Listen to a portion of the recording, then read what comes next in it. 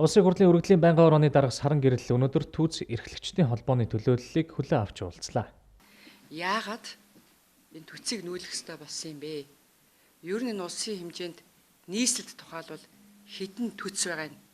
Энийг нэг хэлж өгөөд одоо энэ төцүүдийг нүүлэх гээд байгаагийн учир жанц нь юундаа байгаа юм? Ямар ийм шаардлага гараад өнөөдөр эдийн засгийн хүндрэлтэй үед төцнүүдийг нүүлэх ёстой болоод байгаа юм бэ гэдгийг тайлбарлаж өгөөч гэж эхлээд төсөж байна. Нийслэлийн хэмжээнд 1100 сүүлийн одоо байдлаар нийслэлийн хэмжээнд 1132 түүц бүртгэгдсэн байгаа. Одоо бол тэрнээс ч илүү нэмэгдсэн байгаа.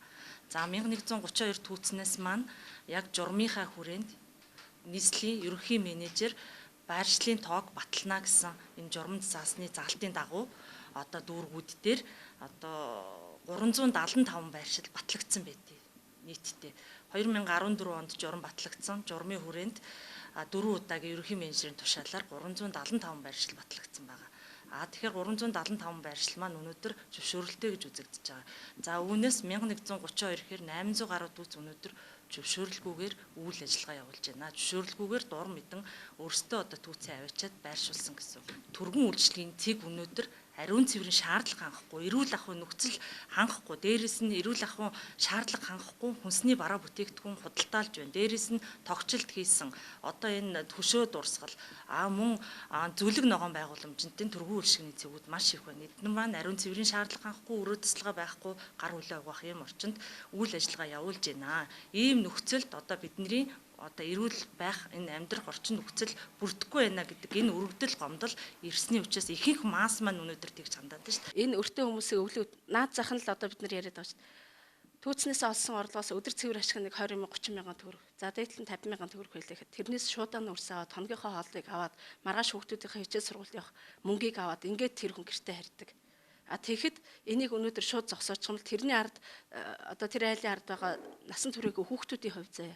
Дээрээс нь өвчтөд зовлонтой өчнөө хүмүүс байгаа.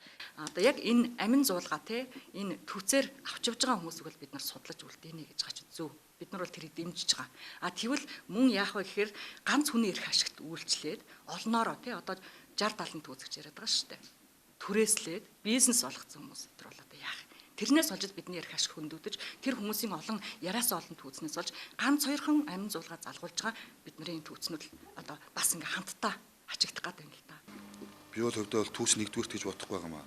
Утааны асуудал, хүүхдийн өвчлөл, имлэг гэдэг одоо иймэрхүү асуудал руугаа хандаад тэгээд 5 сарын 1-ний хүртэл бидэрт ямар нэгэн хэмжээгээр боломжит хугацаа болгоод одоо шинэ журамтайгаа танилцах, хэрэгжүүлэх, одоо шийдвэр биелүүлэх, гүйцэтгэж эхлэх гэдэг юм уу.